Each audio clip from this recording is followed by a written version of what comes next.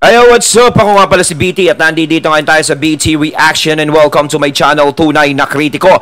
At meron po tayong panonooring video ngayon. Ito po ay nagbula kay News Files. Sa mga hindi pa po nakakabisita kay News Files, bisita na po kayo mga katunay. At kung hindi pa kayo nakakapag-subscribe, subscribe na din po kayo kay News Files. At syempre, huwag nyo rin po sana nakalimutan na mag-subscribe dito sa channel ko sa Tunay na Kritiko sa mga hindi pa nakakapag-subscribe and click the notification bell para maging updated po kayo sa mga reaction videos na aking ilalabas. At huwag na natin pagtagalin at sabay-sabay na nating panoorin ang laman ng video na hatid sa atin ni News Files at bibigyan natin ng reaksyon dahil ito ay mga seryoso na suliranin na nangyayari sa bawat bansa, lalong-lalo na sa ating bansa ngayon na dapat din naman nating pag-usapan. Pasok na natin! Uy! Boom! Testigo isiniwalat ang baho ng Hamas. Israel gagamitin na ang Iron Sting. Ano nga ba ito? Alamin. Pilipinas hindi takot sa China. Papalag sa giyera. Back up ang Amerika. Yan ang ating pag-uusapan. Grabe no, nauuso ngayon yung gera. No, kita mo no, Israel versus Hamas. No, talagang lumala yung tension dyan. Ngayon naman, China. Nagkakainit na ngayon sa Pilipinas. Kasama ng Pilipinas ang Amerika. Grabe, ano ba ang nangyayari ngayon sa mundo? Naku! Hamas na nahuli ng Israel Army.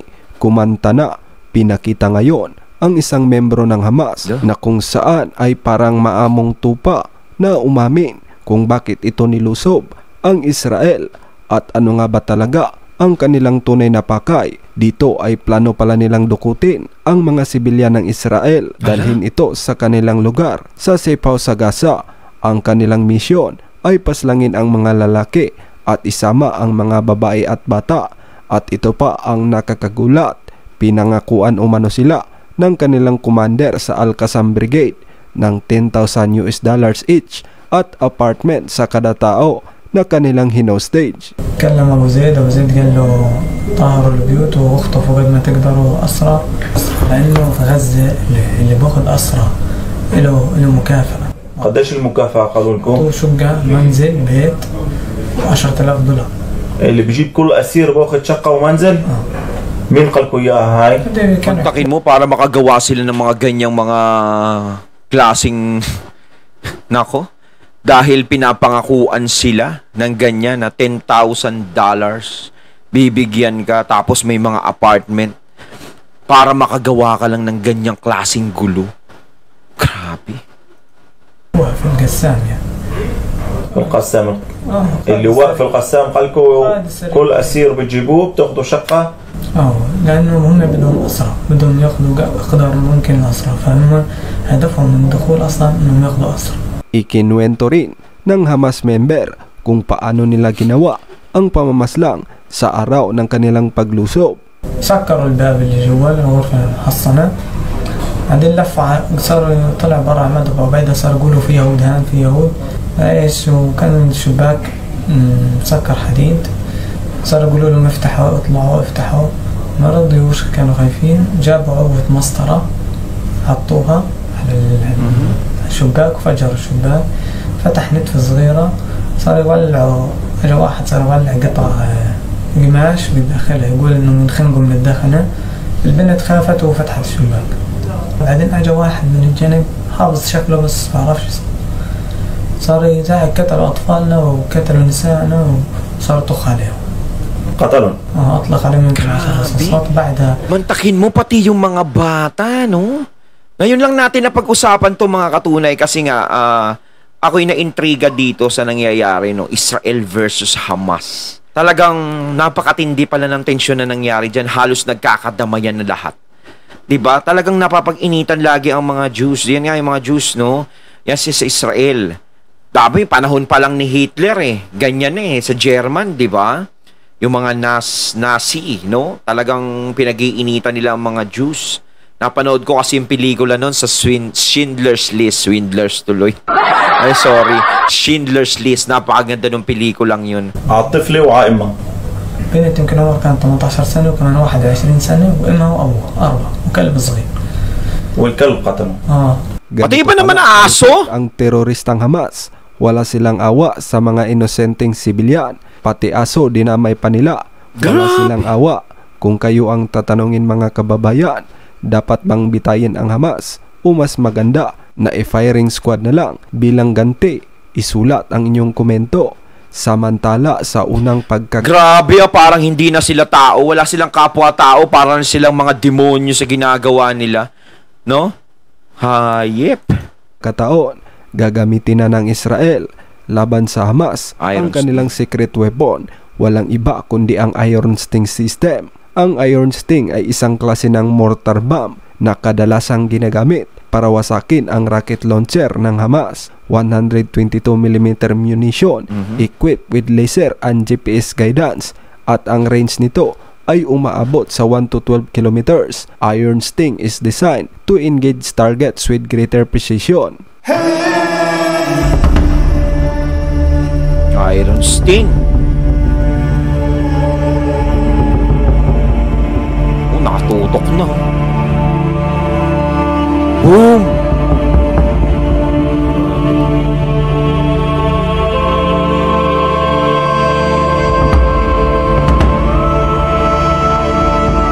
Sukat na sukat, no?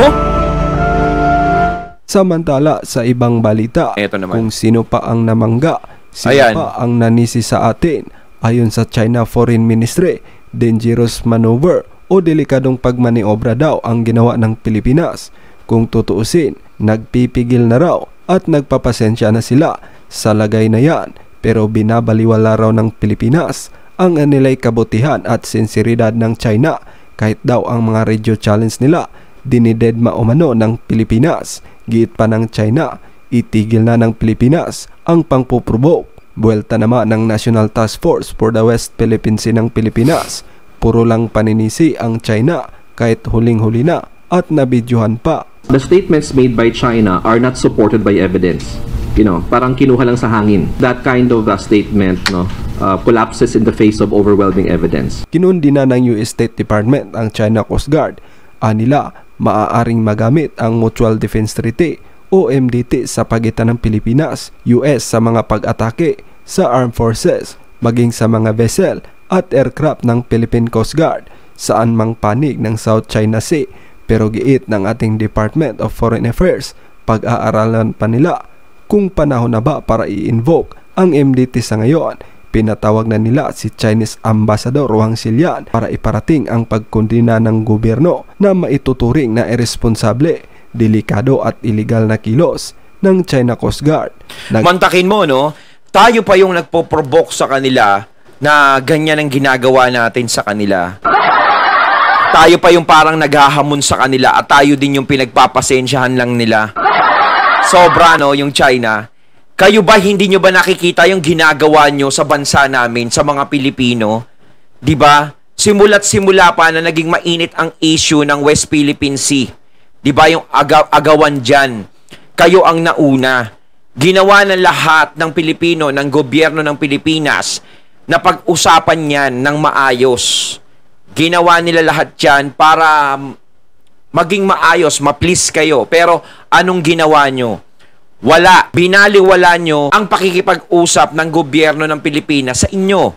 So, sinasabi nyo na ang Pilipino ang bumabaliwala sa inyo, na parang wala ta pinag-usapan, ganto ganyan. Parang binabaliktad nyo ang istorya. Diba? Parang mali.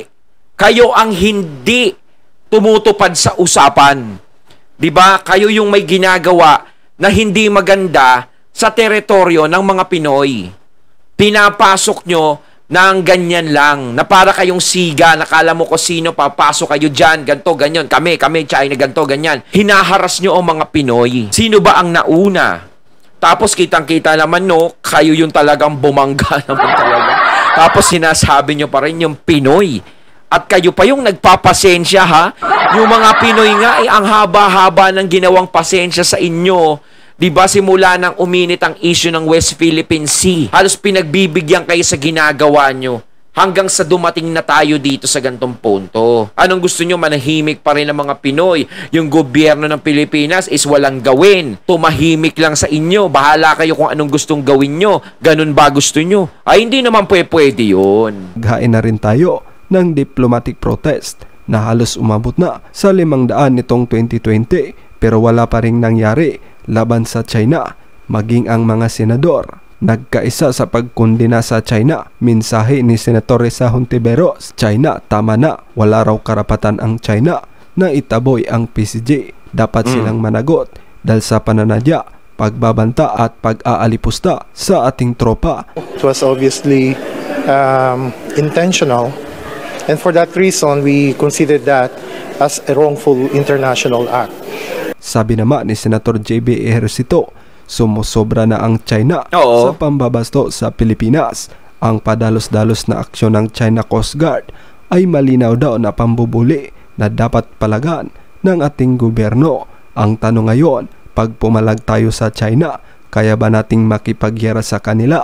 Ayon pa sa mga netizens, kung hindi lang kurap ang ating gobyerno, upgraded na daw sana ngayon ang mga sandatan natin na pangyera. Ngunit ang bulsa lang yata ng mga politiko ang upgraded. Ang imbis na pambili ng mga high-tech na kagamitang pandigma ay napupunta daw lamang ito sa kanilang bulsa.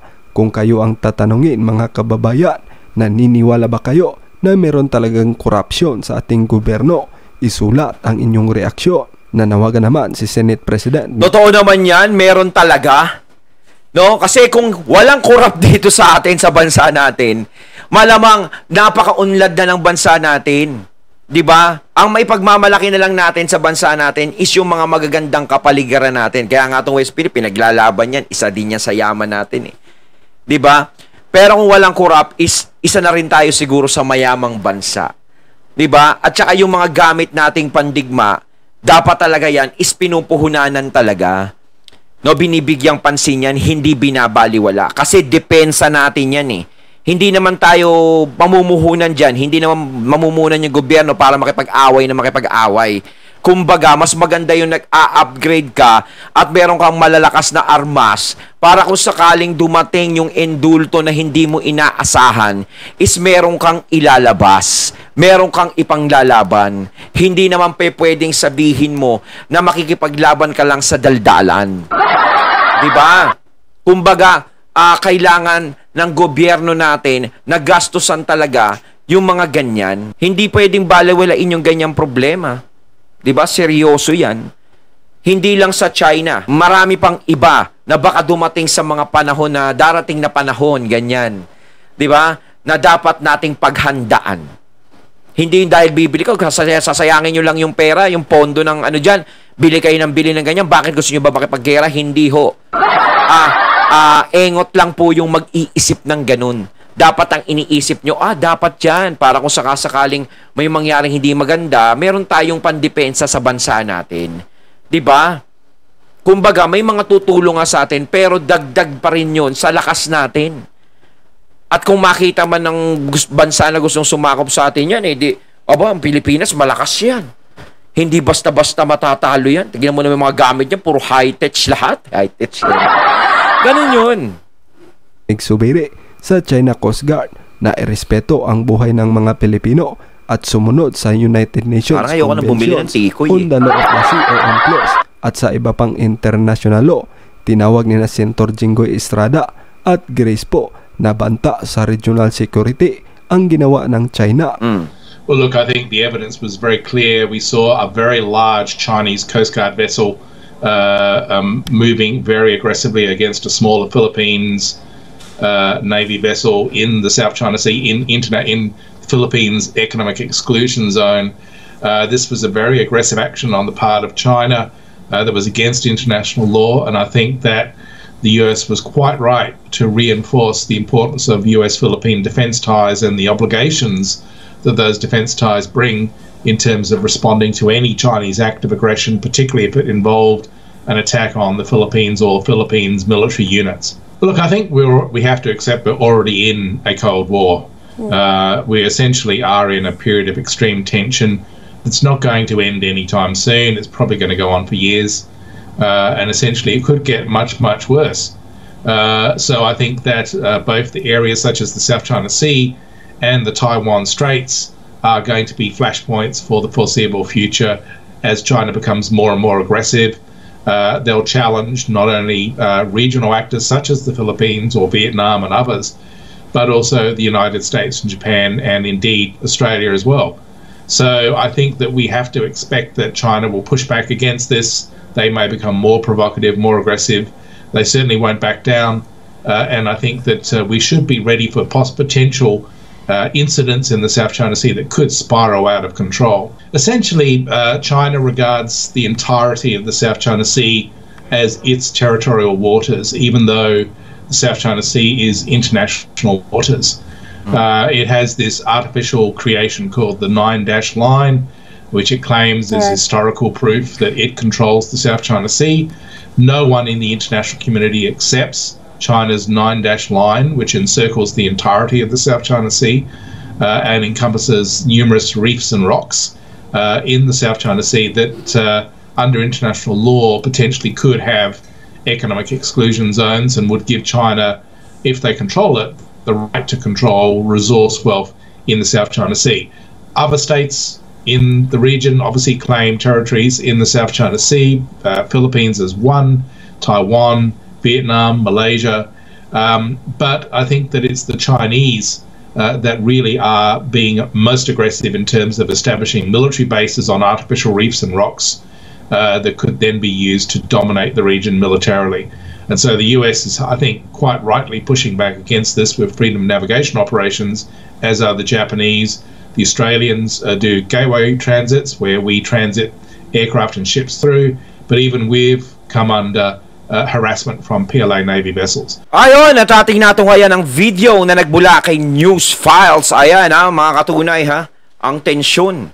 No, Hamas, Israel, ngayon China, Philippines, Amerika. Grabe na yung nangyayari sa bansa. Pero sana naman nako, matapos na sana to.